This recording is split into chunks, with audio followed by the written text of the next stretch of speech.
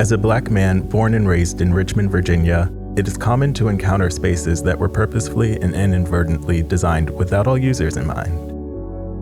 Unknowingly, these experiences shaped my future mission as an architect to emphasize empathy while designing environments for individuals of different backgrounds. My name is Quinton Mason, a Path 3 Master of Architecture student at the University of Virginia. I'm a firm believer that learning extends beyond the four walls of the classroom.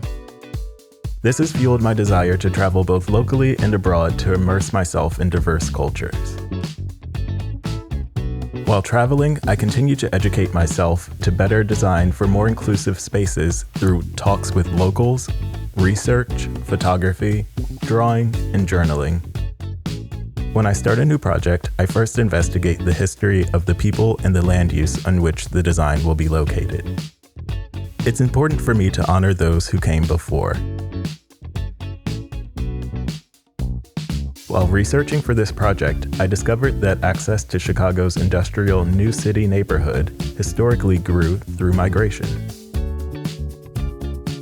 However, transportation in and around the city was restricted at the time, forcing most of its residents to walk.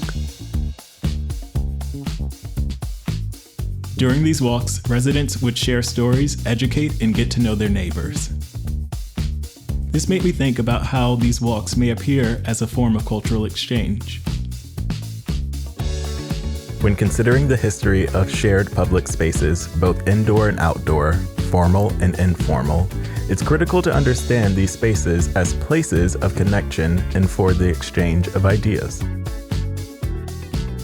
Connectivity to these communal areas is provided by a network of walkways, with BIPOC communities in Chicago having less access than the general population. A proposed change in scale is to provide a sense of belonging in the library within existing residential and industrial typologies found throughout New City. Early concept models looked at the interaction of inside versus outside, connectivity and access, and the intersection of subtraction and a boundary to create a new space within itself. It's important for the design to find the blend between the existing residential and commercial buildings while metaphorically having open arms to the community. The library is a steel and concrete structure with an alternating shell of visual, opaque, and reflected glass. These materials allow each user to experience the library's interior, exterior, and boundary all at once.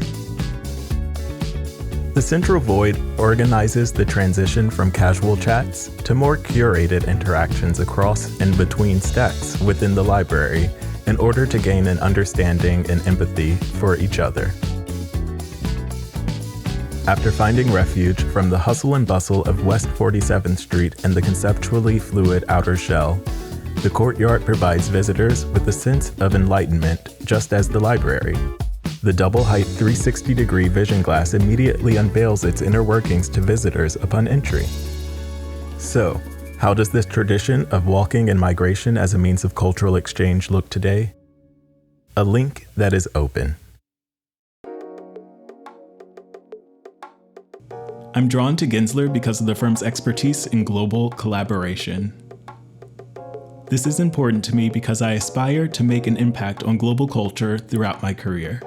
Together, Gensler and I can leverage design's power to make the world a better place.